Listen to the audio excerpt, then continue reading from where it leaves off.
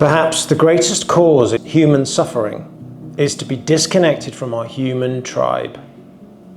Without the experience of safe belonging, without the shared pleasure of touch and closeness that are the foundation of intimacy.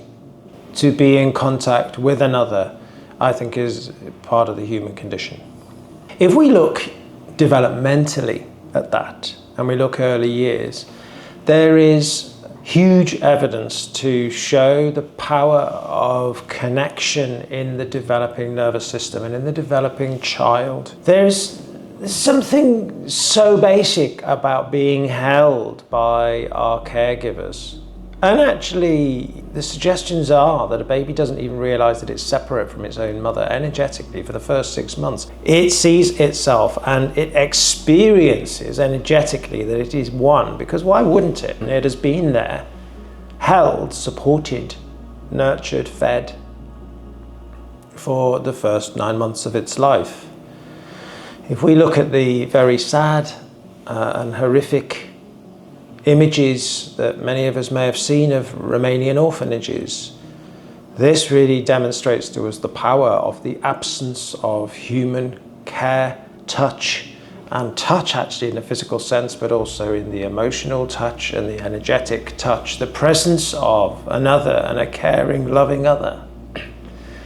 And its touch and how it's touched, and children reach out. We stick our fingers in our mouths. We experience the world in many, many ways, one of which is to touch things and to be touched and to be held.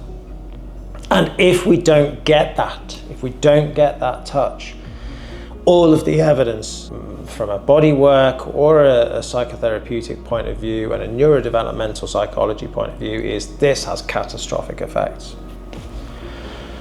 The more we have appropriate holding, touch, good enough parenting as a young child, then the easier we are with lots of things in adulthood.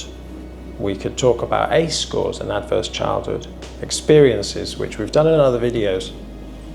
And certainly an absence of touch, absence of appropriate caregiving would be part of the ACE score system. And we know that the consequences of that lead to illness in later life. So there's a huge implication of appropriate touch and contact with others, in our neurodevelopmental state and our neuropsychological development. Our physiology will be affected by that. Our sense of being able to know that we have somebody there if we feel pain or suffering means that we're not alone with that. And then when we know that we can go to others and go to others for help and to feel supported as a small child, this leads to actually a robustness as an adult that allows us to cope with more. But it might be that actually if we don't have that need met as a small child, then it will often can lead to either a sense that we become hyper independent in later life and that we try to cope on our own, or it might mean that we actually become quite clingy or codependent, and that can tie in with addiction and eating disorders, which again many of you know that are present in many of the clients and patients that I work with. Not that I'm an eating disorder or an addiction specialist per se, but because of the way that I work in such an holistic way is I don't treat parts, I treat people, and whatever they bring is, I've got this and this and this and this and this. Well, what's underneath it? What's the root? So of course, if underneath all of the symptom presentations is a lack of attunement, even if we go to attachment theory, a lack of attunement of another, a lack of knowing that that is there and available to us in our early years, will lead and manifest to all of these other surface level behaviors and presentations in health. So it's really, really important to not only think about in terms of trauma, abuse, but neglect. Sometimes we talk about trauma being too much too fast, for too long, or not enough in the case of neglect. Yeah. So anything which overwhelms our nervous system is basically trauma. So we can have too much of something and it overwhelms it. It can go on for too long, which means that we can't cope. But also an inadequacy of something is phenomenally traumatic to the developing human.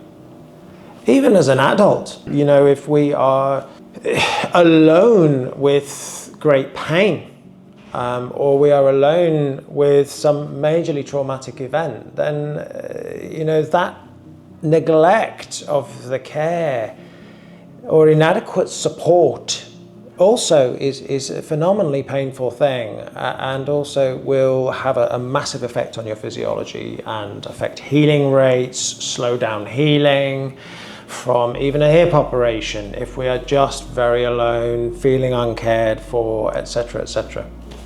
So absence, neglect, the absence of another, and the breakdown of societies. You know, I feel very passionately, if we talk about ACE scores and the power and the necessity to really think about healthcare tied in with social welfare and a whole evolution about how we live in communities. Somebody that worked for me some years ago, I'm not known for my brevity, and she said, you know, fundamentally, people have forgotten how to live in communities. And she said what I've just spent 5 minutes talking about. So, you know, we need human contact, and we need to understand that all the way through our lives. Hi, I'm Roger. Thanks for watching the video. Hope you enjoyed it. And don't forget to hit the like and subscribe buttons.